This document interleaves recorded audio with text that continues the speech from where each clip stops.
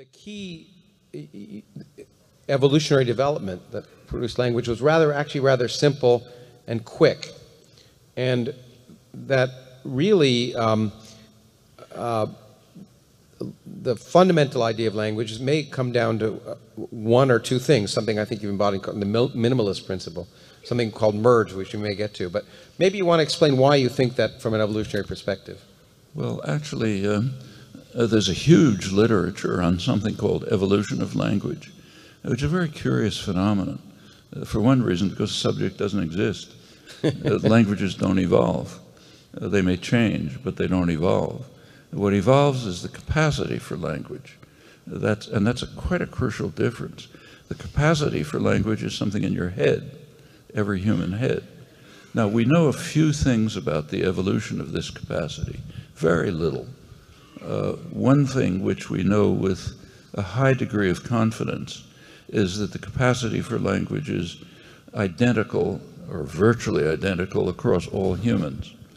So, for example, if you take an infant from a tribe in Papua New Guinea, which hasn't had contact with other humans for 40,000 years, which is possible, and you bring that infant here to Phoenix, it'll grow up exactly like children in Phoenix.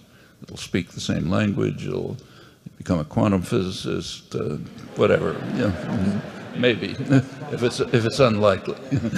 But, and conversely, now humans left our ancestors began to leave East Africa maybe 50, 60,000 years ago.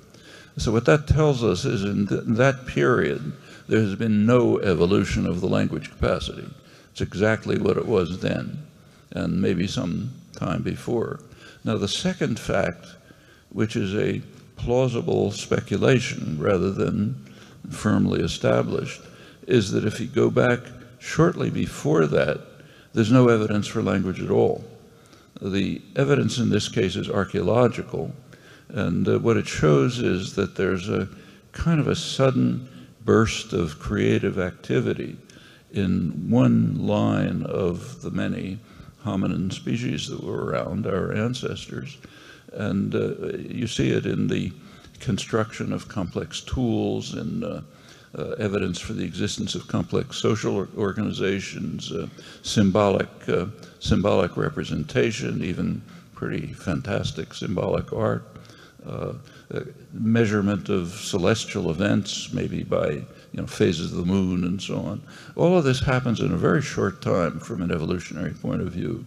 It may be roughly, say, 75,000 years ago, plus or minus. Now what that tells you is that whatever this capacity is that distinguishes humans from other organisms must have developed very quickly and therefore must have been very simple. In fact, what it suggests is that what's in the mind is basically something like kind of like a snowflake. It takes a complex form, but just by virtue of the laws of nature, not because of some evolutionary process. That's just the way it has to be because of the way nature works. Now, a language is a computational system. A very unusual feature of human language, very unusual within the whole biological world, is it has a property called discrete infinity. So there's a 6-word sentence, there's a 7-word sentence, but there's no 6.5-word sentence, and it goes on indefinitely. That's different from almost anything in the biological world. Now, such systems are understood by mid-20th century, thanks to the work of Turing, Gödel, others. The general theory of computation involving such systems was quite well understood. And that suggests to us that that's exactly what emerged sometime, say roughly 75,000 years ago, and all of the diversity and complexity of language must somehow either derive directly from that or be peripheral to language, like the way in which it's articulated by the mouth.